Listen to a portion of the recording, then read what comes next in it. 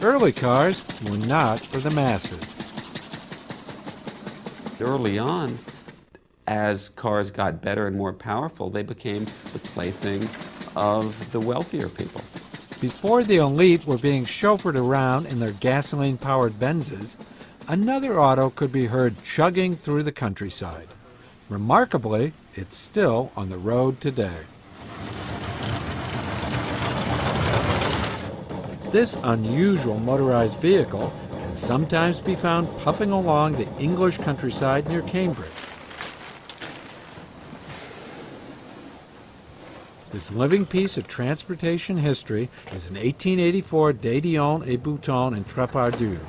It was called a personal steam carriage, but it's more closely related to the locomotive than your family sedan.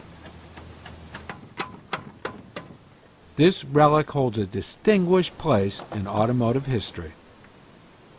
The De Dion here is particularly special in that it was made before Daimler and Benz invented the petrol engine car. Daimler and Benz both produced their vehicles in 1886, and the De Dion steamer was made in 1884.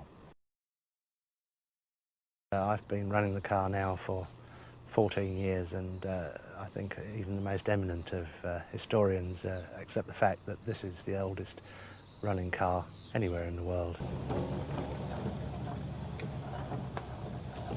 There's nothing older, and that is it, the oldest vehicle capable of running on the roads legally in the world. Like many early automotive pioneers, the developer of this car faced serious skepticism.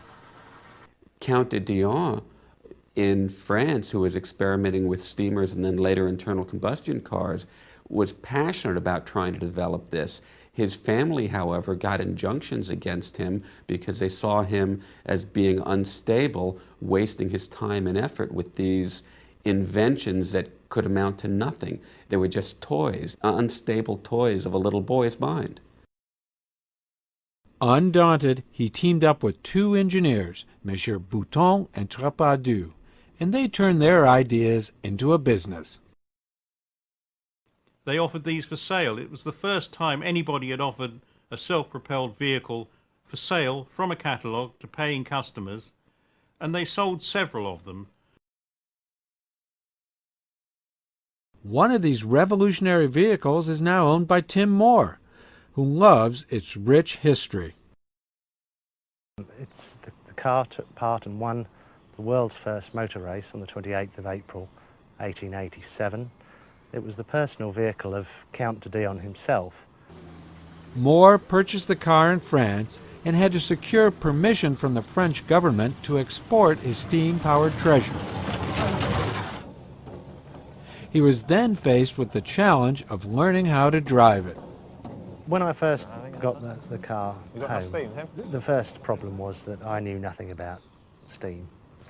So a great deal of research went into discovering how it might have worked. Well, of course, you have to forget everything you ever knew about driving a modern car. With no gas pedal or foot brake, his hands are in constant motion in order to keep the car running. Whilst it's demanding to drive, the fact that it goes as well as it does is really just a fantastic achievement. It's a real historical milestone that an inanimate object could be made to move in the way that it does.